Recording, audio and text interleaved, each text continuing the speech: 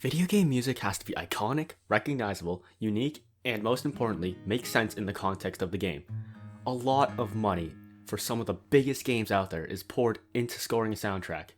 To me, and many others, video game scores are so recognizable, so iconic, that they are sometimes the first things that I think of when talking about said video game. When I hear this,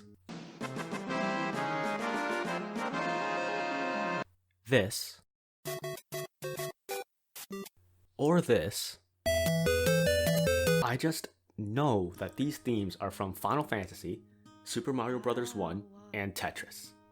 In this video, we are going to be looking at video games and their music from the PlayStation 1 N64 era to present day. The PS1 N64 era was home to some of the most incredibly well-written video game music of all time. Absolutely masterful scores that are unforgettable to those who played and grew up with these games. The problem was, the music was written like this.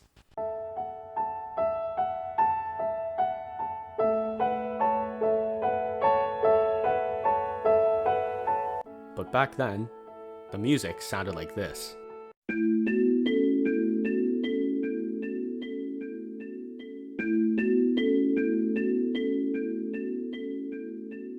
I mean, it doesn't sound bad, but it's just not as good and not as appealing as the modern orchestrations.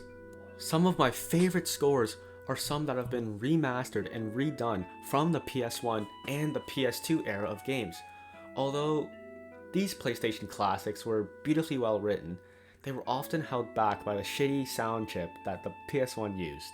And due to the massive library of the PlayStation 1, if you took 10 PS1 owners into a room and played the most iconic themes of that console, I can guarantee that only 3 of the 10 people in that room would recognize what would be considered the most iconic themes of the PlayStation 1. And it's not even because the music is bad or anything, it's honestly just because the fanbase and the library of the PlayStation 1 was far too large to only have a few musical gems as their icons. Now things start to get a little different with the N64. This console had some of the most beloved games of the generation, but unfortunately it was also considered one of Nintendo's worst consoles to the outsiders, aka the people who invest in stocks. But this console had the single greatest Mario game of all time, which to me would be Super Mario 64. Unlike the PlayStation 1, the N64 had a vastly smaller library of games, but the games were so beloved by all N64 owners. When talking about the N64, I think about Super Mario 64, and when I think about that, I can only hear this. Let's go! This was the game of the N64. Everyone who owned an N64 will know instantly what this theme is. And this is only the beginning of what the N64 had to offer. It had incredible games such as Super Smash Bros., The Legend of Zelda, Majora's Mask, and Ocarina of Time. Nintendo put so much care into these games and their soundtracks, even if it was for a console in a distant second place.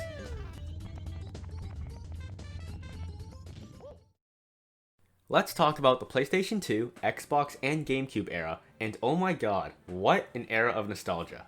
One thing I noticed about this generation is that there is a very distinct pattern with video game developers and their soundtracks, but I really think this is something to talk about with the PS3, Xbox 360, and Wii generation consoles. But for now, let's talk about the newcomer to the party, the Xbox. The original Xbox was a very well received console considering its release date and status as the new console. With it came some pretty good games for the most part, but not a lot I have nostalgia for. In fact, all of my playtime on the Xbox wasn't even on my Xbox, but my cousin's Xbox that he modded to have all the games he wanted. But even though I don't really have much to remember about playing the Xbox, this one theme is one of the most iconic menu themes of any Xbox exclusive ever.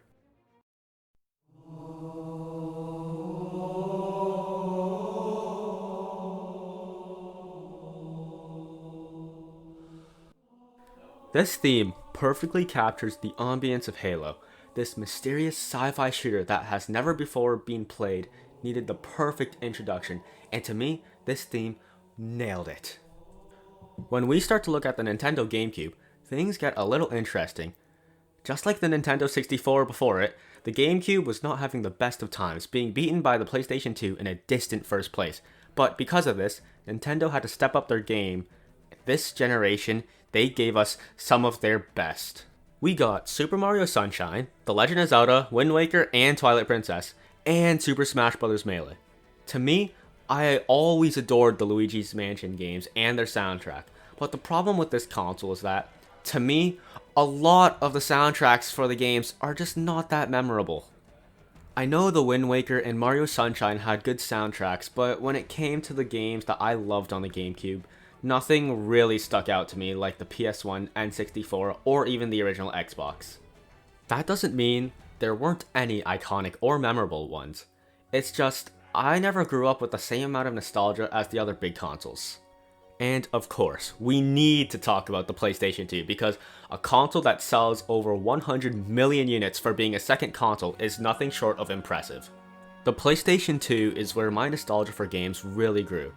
This is where my love for games from Squaresoft, or now Square Enix, Naughty Dog, and many more PlayStation studios with games such as God of War, Ratchet & Clank, and Jak and Daxter developed. There was no competition in this console generation. I mentioned my newfound appreciation for Square Enix and the games they made this generation, and honestly, they kinda dominated the generation for me with their quality of storytelling and music. I could go on and on about games like Final Fantasy X and its incredible soundtrack, but this other game was released in 2002 to critical acclaim. Despite being a somewhat obscure entity, its 2005 sequel's beautifully calming rendition of the first game's main theme will forever be one of my favorites.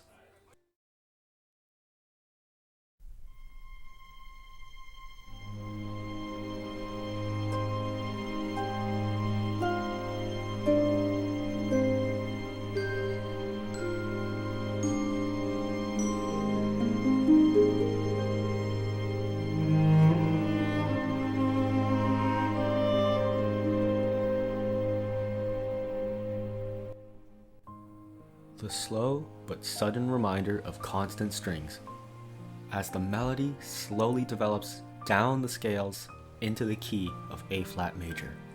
The calming waves seep into the mix as the melody fully emerges, but later on, the slow and steady woodwinds push the strings aside to overlap with the piano. Kingdom Hearts 2 to me was the perfect sequel, with the best soundtrack for any video game of the time. Although one of my favorite games ever with its captivating story, gameplay, music, and characters, it is only second to my favorite game of all time, and that is because my favorite game did everything that much better, which is also what we are going to be talking about first for the PlayStation 3, Xbox 360, and Wii era of consoles.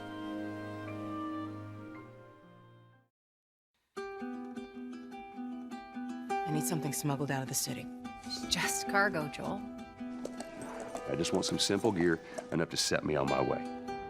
I reckon it's got something to do with that girl. It's got everything to do with that little girl. There is a narrative uncertainty when it comes to The Last of Us and its story. This uncertainty of the future, of the characters, the bond with Ellie and Joel, as well as the stakes involved in their uptight journey through the US. This is what kept me so captivated playing into this game. In the first 15 minutes of the game, we see this fungal outbreak from the perspective of Joel Miller, who is a single father. It's when we see the death of Joel's daughter that this game makes a statement and sets the tone of the game. It's the sheer chaos and panic of this prologue that really captures the atmosphere of The Last of Us. And when the opening credits roll, the player is forced to not watch, but listen to the world slowly break apart as the newfound cordyceps virus takes over the world. In a game with an underlying theme of uncertainty, the soundtrack has to be something eerie, something powerful yet quiet, something that doesn't show us emotion but instead ambiguity, or in other words, something that doesn't take sides. The entire soundtrack of The Last of Us is one with almost zero faults. Because of the cruel world that the characters are living in, the developers made a smart choice with the game by making the lack of music just as impactful as when the music plays itself. Unlike other games where the world music is a constant, in The Last of Us, it's the silence that fills that role. The soundtrack only emerges at the most deeply emotional parts, and when it does, it really hits home the idea of a broken world. Now, some might say that I do have a bit of a biased opinion, being that this is my favorite game of all time, and I'm sure that there is some unnecessary praise in that little paragraph there, but this truly is a game that handles such an impactful score very well. There are many more games on the PlayStation 3 that stand out as really well done, but I found this generation of consoles to be the age of remasters. The original God of War games were remastered for the PS3. Final Fantasy X was remastered for the PS3. But with these remasters, I can confidently say that they didn't just take the core game, touch them up a bit, and then release them on the PlayStation. These developers knew what they had and were proud of their games too. So some of them went out of their way and remastered the game's soundtrack as well. For instance, Final Fantasy X's remastered battle theme was more orchestral and bombastic than the originals. So here's the original Final Fantasy X PlayStation 2 battle theme.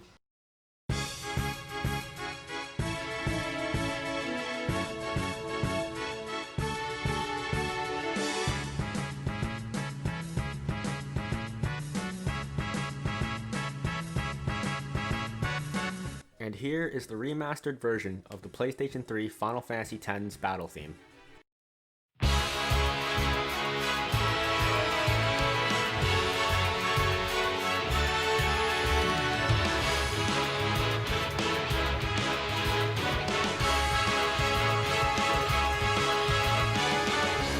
We can clearly hear the orchestra now in the remastered version, as well as the newly added guitar.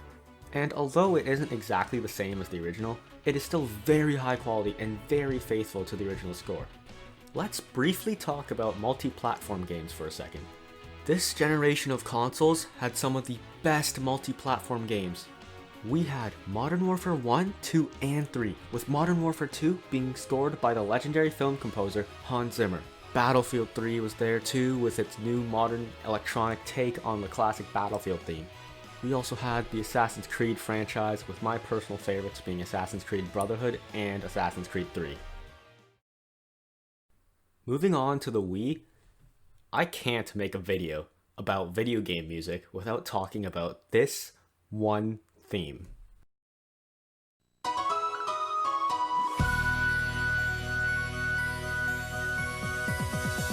I love how something as simple as a sports-based minigame collection can have such a memorable and iconic theme. And especially for a game like Wii Sports, it's surprisingly intricate, with different levels of strings, the continuous and ever-changing bass line, as well as the piano and harpsichord taking center stage with the melody. Even better is that about 50 seconds in, expectations are subverted, with the synth instruments coming and taking over for a few seconds before the woodwinds pick up where the main melody left off, just before the theme repeats itself. Moving on past Wii Sports, there are still dozens of great Nintendo games published for the Wii. Another great soundtrack has to be Super Mario Galaxy 1 and 2. The opening theme of the game alone just makes the player want to play. It makes us want to explore this grand adventure that Mario is about to take part in, and then it immediately goes to a relaxed menu theme consisting of a harp and a piano, as well as some random space noises thrown into the mix. We also have the Comet Observatory, which acts like the hub world for the game, and it has this amazing ballroom-esque score that's just itching for something to happen, which is perfect because that's what a hub world is. Because a hub world is essentially a place where you're supposed to figure out what's next. I could talk more about Super Mario Galaxy, but there are just so many good scores in this game. And if we move past Mario, we have The Legend of Zelda Skyward Sword, and just like Mario Galaxy, it has an amazing opening theme, but instead of going slow and mellow, it stays fast and upbeat. But out of everything released for the Wii, one game, no matter how much criticism it got for being a somewhat disappointing sequel, no doubt had the best opening and opening theme for any game on the Wii.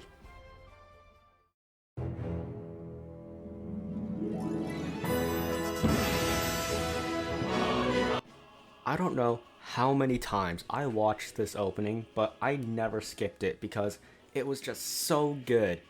Like, I don't think I need to say anything else about the Wii other than it was amazing. It's when we shift consoles again that there's really nothing I have any sort of nostalgia for, because the PS3 for me was my go-to console. I didn't really want the Xbox 360 because Microsoft just kept pushing the Kinect and I was just getting less and less interested in it. When we move on to the current generation of consoles, I am glad that I picked up a PlayStation 4 instead of an Xbox One. Microsoft just had to cancel really good games like Phantom Dust, Fable Legends, and Scalebound.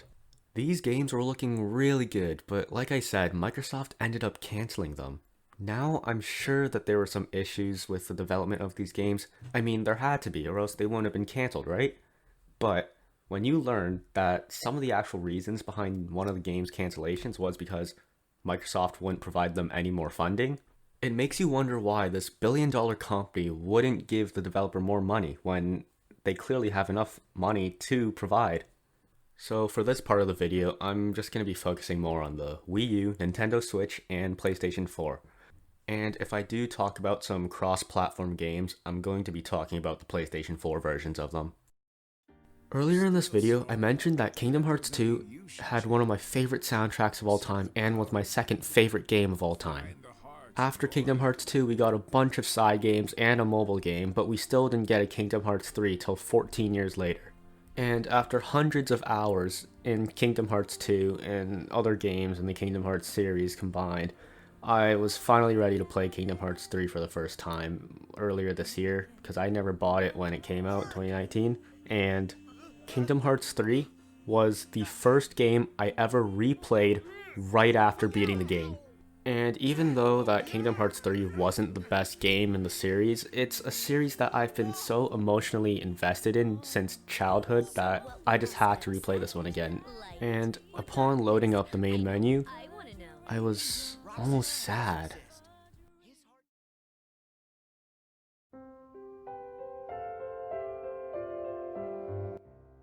The first time that I heard this main menu theme, I knew something was wrong. I knew when I heard this that the main character, the main protagonist that you play as, Sora, wasn't gonna come home.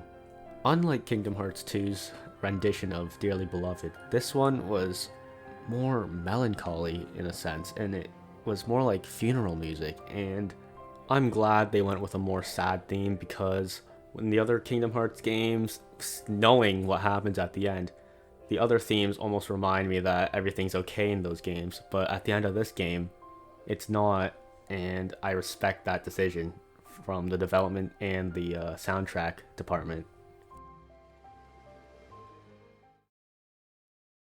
Another Square Enix game that had released this year was the Final Fantasy VII Remake. Although not the phenomenon that the original game was, it was still a really good action JRPG. With this game's music, it fixed a lot of the problems I had with the original game's score.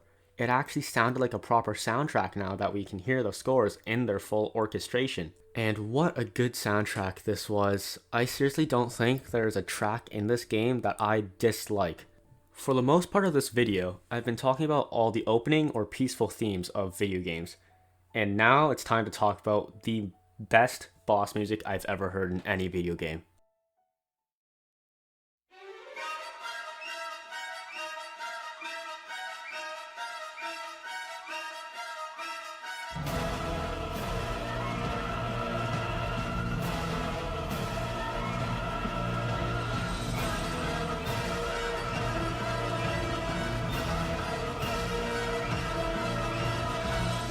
Honestly, without this theme, this boss fight would not be the same.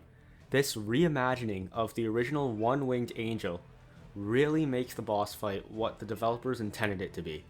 Bone-chilling and exciting all at the same time. This fight made the little kid in me jump up in excitement, and hearing this theme gave the entire scene just this awesome nervousness to it. Now, there are so many games this generation on the PlayStation 4 that made it the best. Uncharted 4, The Last of Us 2, Spider-Man, and God of War. But now it's time to show Nintendo some love. When we look at the Wii U, it definitely wasn't Nintendo's best console. And it sucks too because it had some great games behind it as well. And one huge standout has to be Mario Kart 8. Every single theme was live recorded, and every single track had its own unique theme. They also had a Super Mario Galaxy remix in this game, which I thought was fantastic. And then, moving on past Mario Kart, we also had Zelda Breath of the Wild, which is a really solid game and a very atmospheric soundtrack to go along with it. But let's move on to Nintendo's most recent success, the Nintendo Switch. What a huge step up from the Wii U. We have games such as Super Mario Odyssey and Paper Mario. We have returning games like Mario Kart 8 and Zelda Breath of the Wild. But out of everything that was released for the Switch, I think that Super Smash Bros. Ultimate had such a good opening song that it won up Super Smash Bros. Brawl. Colors weave into a spire of flame. Distant sparks call to a past still unnamed. Bear this torch against the cold of the night. Search your soul and reawaken the undying light.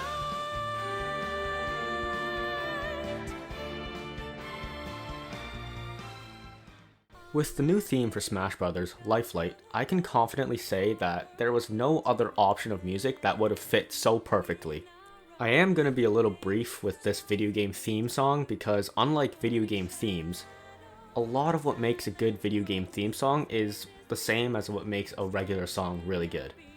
With Lifelight, it serves as a song to hype you up and put you in a good mood to play Smash Bros., and I can say that this theme really did make me want to play Smash Bros. Ultimate when it came out.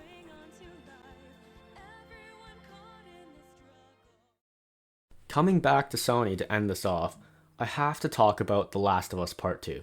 Now when it comes to how I stand with licensed songs and video games, I consider them to be part of the soundtrack if they were made specifically for that game, or if the music team makes a cover of the song for the game. It's moments in The Last of Us Part 2 like Joel playing Future Days by Pearl Jam for Ellie, or Ellie's cover of Aha's Take On Me, or even when the voice actors of Ellie and Joel sung Johnny Cash's Wayfaring Stranger at PSX 2017. All of these songs were beautifully sung and beautifully performed by the voice actors, and you can tell a lot of time went into perfecting these covers. Although The Last of Us Part 2 was a very controversial game, you can't tell me that these songs didn't make you feel something. These songs helped make this game what it was, and to me, it was a pretty good, albeit flawed game with a really good soundtrack. All in all, I have always been fascinated by the production, the little intricacies and details that go into video game tracks. After all, I did grow up playing games like Kingdom Hearts, Final Fantasy, Jak and Daxter, and Assassin's Creed. But I also grew up with a passion to learn and play music, and that passion is the sole reason I study music and video game music. It's the reason I learned music theory. I can play the piano, drums, and guitar, as well as other instruments. And with video games being the best medium for storytelling in my opinion, the production of soundtracks alone are enough to prove that. And with everything said and done, thanks for watching.